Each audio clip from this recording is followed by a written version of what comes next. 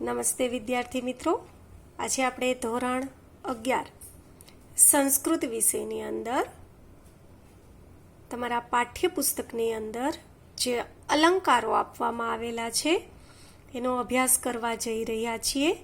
અગાઉના વિડિયો લેક્ચરની અંદર આપણે ઉપમા અલંકાર અને ઉત્પ્રેક્ષા અલંકારનો વિગતે પરિચય મેળવી ચૂક્યા છીએ. હવે આપણે ત્રીજો અલંકાર છે રૂપક અલંકાર, એનો અભ્યાસ છે એ કરીશું. સૌ પ્રથમ આપણે રૂપક અલંકારની વ્યાખ્યા જોઈએ. તદ રૂપકમ અભેદો યહ ઉપમાન ઉપમેયોયોઃ.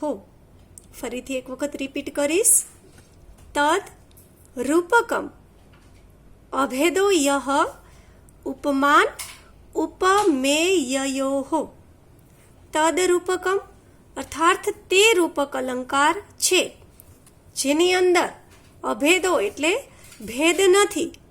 શેની વચ્ચે? તો કે ઉપમાન અને ઉપમેય વચ્ચે. એટલે કે રૂપક અલંકાર તે છે કે જેમાં ઉપમેય અને ઉપમાન વચ્ચે તફાવત નથી.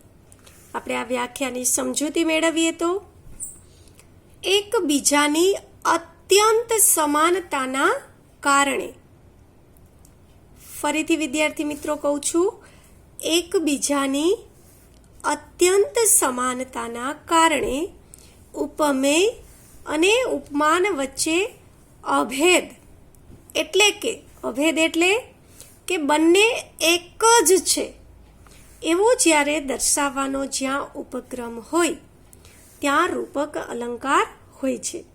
વિદ્યાર્થી મિત્રો, અગાઉ આપણે ઉપમા અલંકારના અંગોમાં ઉપમેય કોને કહેવાય અને ઉપમાન કોને કહેવાય એનો અભ્યાસ કરી ચૂક્યા છીએ. ઉપમેય એટલે જેની સરખામણી કરવાની હોય તે, અને ઉપમાન એટલે જેની સાથે સરખામણી કરવાની હોય તે વસ્તુને ઉપમાન કહે છે. હવે રૂપક અલંકારની અંદર શું છે? તો કે ઉપમેય અને ઉપમાન એટલે કે જેની સરખામણી કરવાની છે તે અને જેની સાથે સરખામણી કરવાની છે તે ઉપમાન, આ બંને વચ્ચે અભેદ છે. એટલે કે ઉપમેય અને ઉપમાન બંને એક જ છે એવું જ્યાં દર્શાવવાનું હોય ત્યાં રૂપક અલંકાર બને છે. વિદ્યાર્થી મિત્રો, અહીં રૂપક અલંકારનું ઉદાહરણ આપેલું છે એ જોઈએ તો, સો ઉત્તીર્ણા અર્થાત સહ ઉત્તીર્ણા ખલુ પાંડવૈઃ રણનદી કૈવર્તકઃ કેશવઃ. ઉદાહરણનો અર્થ જોઈએ તો, સ ઉત્તીર્ણા અર્થાત તે પાર કરી ગયા, ખલુ એટલે ખરેખર, પાંડવૈઃ એટલે પાંડવો, રણ નદી એટલે કે યુદ્ધરૂપી નદી, કૈવર્તક એટલે સુકાની, અને કેશવ એટલે કૃષ્ણ. અર્થાત પાંડવો તે યુદ્ધરૂપી નદીને તરી ગયા અથવા તો પાર કરી ગયા, કેમ કે કેશવ એટલે કે કૃષ્ણ તેમના સુકાની હતા. વિદ્યાર્થી મિત્રો, અહીં જે ઉદાહરણ આપેલું છે તે ઉદાહરણમાં યુદ્ધ અને નદી તેમ બે વસ્તુ છે. અહીંયા આપણે રણ નદી શબ્દ જોયો. રણ નદીનો અર્થ થાય યુદ્ધ. રણ એટલે યુદ્ધ અને નદી એટલે નદી. એટલે અહીં યુદ્ધ અને નદી બે વસ્તુઓ અલગ અલગ છે. યુદ્ધમાં લડાઈ કરવાની હોય ને નદીમાં પાણી હોય. એટલે હકીકતે જોઈએ તો યુદ્ધ અને નદી બંને અલગ અલગ વસ્તુ છે. આ બે વસ્તુમાંથી યુદ્ધને નદીની સાથે સરખાવવામાં આવેલું છે. યુદ્ધની સરખામણી કોની સાથે કરેલી છે? નદી સાથે. જેમ નદીને ઓળંગવી મુશ્કેલ તેમ યુદ્ધને પણ જીતવું મુશ્કેલ. એટલે રણ એટલે કે યુદ્ધને નદીની સાથે સરખાવવામાં આવેલું છે. એટલે યુદ્ધ એટલે કે રણ છે તે ઉપમેય છે અને નદી છે તે ઉપમાન છે. એટલે કે નદી અને યુદ્ધમાં અત્યંત સમાનતા છે એમ માની અને બંને વચ્ચે અભેદ માનવામાં આવેલ છે. એટલે અહીં રૂપક અલંકાર જોવા મળે છે.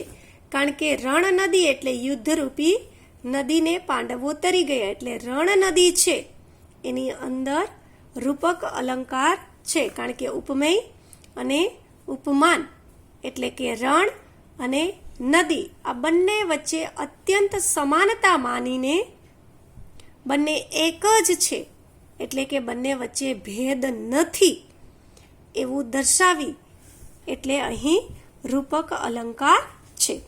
આપણે રૂપક અલંકારની વિશેષતા જોઈએ તો ઉપમેય અને ઉપમાન એક જ છે તેવું રૂપક અલંકારની અંદર માનવામાં આવે છે. આપણે ઉપમા અલંકાર અને ઉત્પ્રેક્ષા અલંકારની અંદર જોયું હતું કે ઉત્પ્રેક્ષા અલંકારમાં એવું હતું કે ઉપમેય જાણે કે ઉપમાન છે એવી સંભાવના દર્શાવેલી હતી, જ્યારે રૂપક અલંકારની અંદર ઉપમેય અને ઉપમાન આ બંને એક જ છે એવું માનવામાં આવે છે. જો કે ઉપમેય અને ઉપમાન જુદા જુદા હોય છે, તેમની વચ્ચે ભેદ પણ પ્રગટ રૂપે સ્પષ્ટ રહેલો હોય છે, છતાં તેમની વચ્ચે અત્યંત સમાનતા માની લઈને વક્તા તેમની વચ્ચે અભેદ દર્શાવે છે. તેથી રણ અને નદી હકીકતે બંને જુદી જુદી વસ્તુઓ છે, તેમના જુદા હોવાનો ભેદ પણ સ્પષ્ટ છે, છતાં બંને વચ્ચે અત્યંત સમાનતા બતાવી હોવાથી રણ નદીમાં રૂપક અલંકાર છે. વિદ્યાર્થી મિત્રો, પરીક્ષાની અંદર તમને રૂપક અલંકાર 2 માર્ક્સની અંદર પૂછવામાં આવે છે, એટલે એની અંદર તમારે રૂપક અલંકારની વ્યાખ્યા અને ઉદાહરણ લખી તેની સમજૂતી છે લખવાની થાય. તમને જે રીતે મુદ્દાસર અહીં તમને મેં લખેલું છે એ જ રીતે તમે તમારી નોટબુકની અંદર રૂપક અલંકારનો વિગતે પરિચય છે તે લખી લેશું. હવે આપણે ચોથા અલંકારનો અભ્યાસ છે એ કરવા જઈ રહ્યા છીએ. ચોથો અલંકાર છે અતિશયોક્તિ અલંકાર. આપણે એમની સૌપ્રથમ વ્યાખ્યા જોઈએ તો વિવક્ષાયા વિશેષસ્ય લોકસીમા અતિવર્તિની અશાવતિશયોક્તિ સ્યાત અલંકારો ઉત્તમા યથા. અર્થાત જ્યાં લોક મર્યાદાનું અતિક્રમણ કરીને, લોક મર્યાદાનું અતિક્રમણ એટલે લોક મર્યાદાને ઓળંગીને વર્ણન કરવામાં આવે, એટલે કે અલૌકિક અથવા તો અસામાન્ય વર્ણન કરવામાં આવે, ત્યાં અતિશયોક્તિ અલંકાર થાય છે. આ એક ઉત્તમ પ્રકારનો અલંકાર છે. વિદ્યાર્થી મિત્રો, આ અલંકારમાં આપણે ખાસ ધ્યાન રાખીશું કે લોક મર્યાદાનું અતિક્રમણ થાય છે, એટલે કે લોક મર્યાદાને ઓળંગી અને અલૌકિક વર્ણન જ્યાં જોવા મળે ત્યાં અતિશયોક્તિ અલંકાર હોય છે. આપણે આ અલંકારને એક ઉદાહરણ દ્વારા સમજીએ. ઉદેતિ પૂર્વમ કુસુમમ તતઃ ફલમ. બરાબર આપણે સમજશું. ઉદેતિ એટલે ઉગે છે, પૂર્વમ એટલે પહેલા, અને કુસુમમ એટલે ફૂલ. પહેલા ફૂલ ઉગે છે, તતઃ પછી ફલમ અને પછી ફળ આવે છે. વિદ્યાર્થી મિત્રો, આપણે સૌ જાણીએ છીએ કે કોઈ પણ ફળ હોય તો સૌ પ્રથમ પહેલા એમાં ફૂલ આવે અને પછી એ ફળ ઉગે.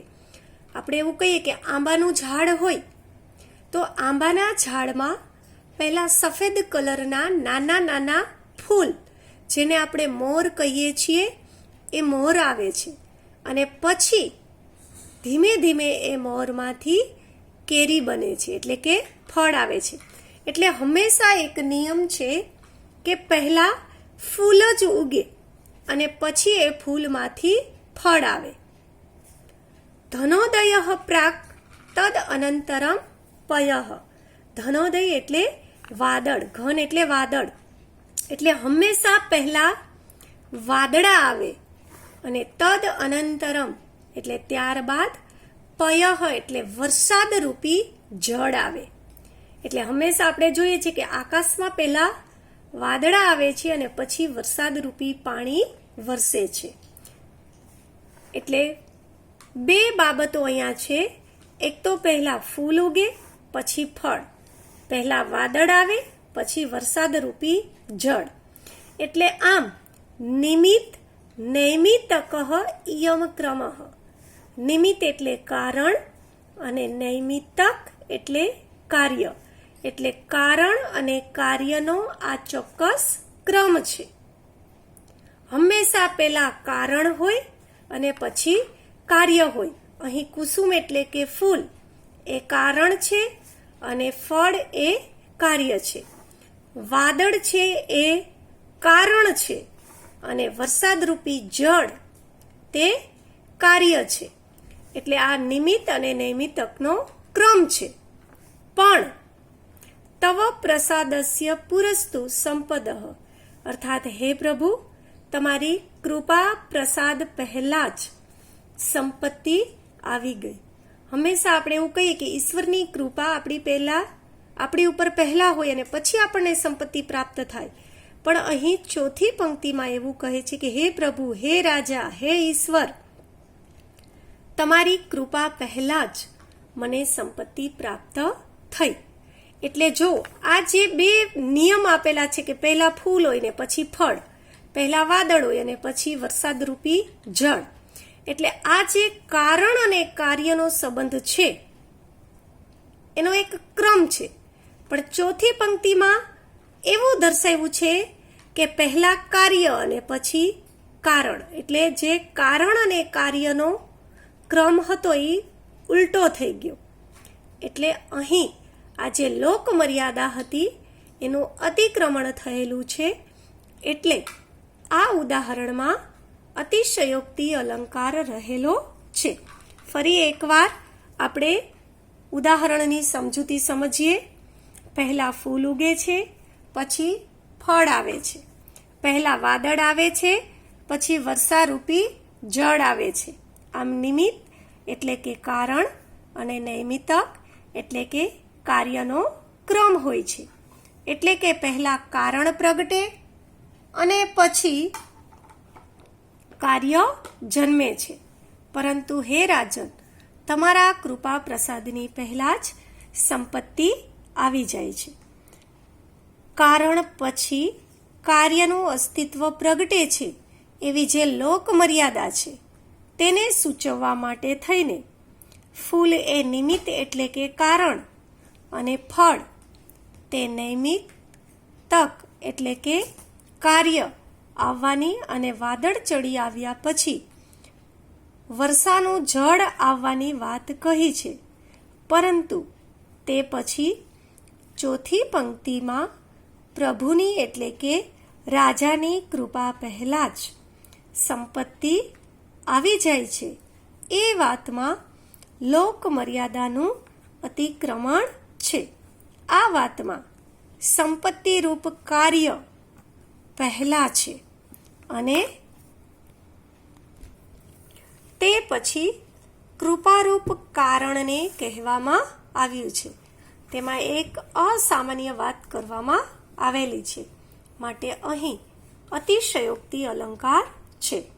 અતિશયોક્તિ અલંકારની કેટલીક વિશેષ બાબતો આપણે જોઈએ તો ઉપમેય અને ઉપમાન એટલે કે જેની સરખામણી કરવાની છે તે અને જેની સાથે સરખામણી કરવાની છે તે, આ બંને વચ્ચે એટલે કે ઉપમેય અને ઉપમાન વચ્ચે સમાનતાનો અતિરેક બતાવાય છે. ઉપમેયને બદલે ઉપમાનનું વર્ણન કરવામાં આવે. સંબંધ વગરના પદાર્થો વચ્ચે સંબંધ દર્શાવવામાં આવે તો પણ ત્યાં લોકમર્યાદાનું ઉલ્લંઘન થઈ જતું હોય છે. માટે ત્યાં પણ અતિશયોક્તિ અલંકાર થતો હોય છે. આમ કરવાથી વસ્તુ કે વ્યક્તિનું મહત્વ છે તે અસરકારક રીતે વધી જાય છે. વિદ્યાર્થી મિત્રો, તમને આ અતિશયોક્તિ અલંકાર પણ 2 માર્ક્સની અંદર પૂછવામાં આવે છે. તમને એની વ્યાખ્યા અને ઉદાહરણ ખાસ પૂછવામાં આવે છે. એટલે આ અતિશયોક્તિ અલંકાર તમે તમારી નોટબુકની અંદર લખી લેશો. આમ વિદ્યાર્થી મિત્રો, આપણે અલંકાર એટલે શું, અલંકારના 2 પ્રકાર શબ્દાલંકાર અને અર્થાલંકારનો અભ્યાસ કરેલો. ત્યાર પછી ઉપમા અલંકાર, ઉત્પ્રેક્ષા અલંકાર, રૂપક અલંકાર અને અતિશયોક્તિ અલંકાર એમ 4 અલંકારનો અભ્યાસ આપણે અલંકારની અંદર કરેલ છે. 4માંથી કોઈ પણ એક અલંકાર તમને પરીક્ષામાં 2 માર્ક્સમાં પૂછે છે. માટે 4 અલંકાર તમારી નોટબુકની અંદર લખી લેશો અને પાકો પણ કરશો. Thank you.